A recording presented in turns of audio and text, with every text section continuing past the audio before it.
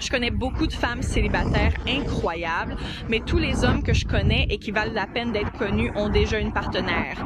Mais ça ne peut tout simplement pas être vrai, vu comment fonctionne la population mondiale. J'ai une mauvaise nouvelle à t'annoncer sur la façon dont fonctionne la population mondiale. Donc tu dis que tu connais beaucoup de femmes célibataires formidables, mais pas autant d'hommes géniaux. Remarque aussi que incroyable est un mot plus fort, et il semble que tu supposes que s'il y a des femmes incroyables, il doit forcément y avoir un nombre égal d'hommes incroyables. Et si on trouve des femmes moyennes, il doit aussi y avoir un nombre égal d'hommes moyens, et ainsi de suite.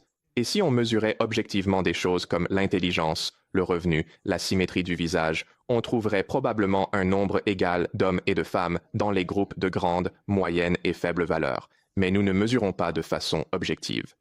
Nous préférons les femmes. Dans une étude menée par ces personnes et publiée dans Psychology of Women Quarterly, qui est vraiment un nom excellent, ce type fait la fête à propos de la psychologie des femmes. Il n'a pas encore fait ses lectures. Ils ont découvert que les répondants, hommes comme femmes, évaluaient les femmes plus favorablement que les hommes. Je vais juste lire cette dernière phrase. Cette recherche fournit donc des preuves solides que les femmes sont évaluées de manière très favorable, en fait, plus favorablement que les hommes. En d'autres termes, lorsque les gens voient des femmes inconnues, ils ont tendance à se dire « D'accord, elle a de la valeur, elle a de la valeur, elle a de la valeur ». Toutes ces lignes représentent de la valeur. Mais cela ne fonctionne pas dans l'autre sens. Un homme moyen est invisible pour une femme moyenne. Par exemple, j'ai l'impression que pour 10 femmes formidables que je rencontre un seul homme formidable. C'est encore plus strict que ça. Ici, c'est environ 1 pour 7, donc tes critères sont encore plus élevés que ça. Donc je me demande juste où sont-ils, où se cachent-ils? Ils se cachent dans ta perception.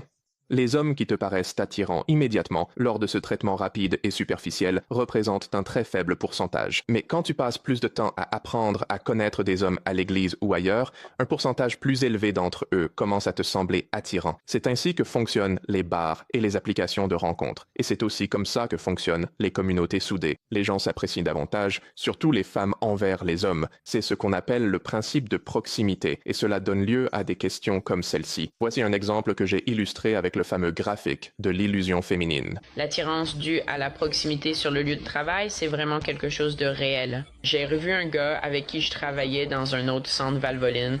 J'étais littéralement obsédée par lui. Je le trouvais vraiment canon. Et maintenant, je l'ai revu et je me suis dit, mais à quoi je pensais?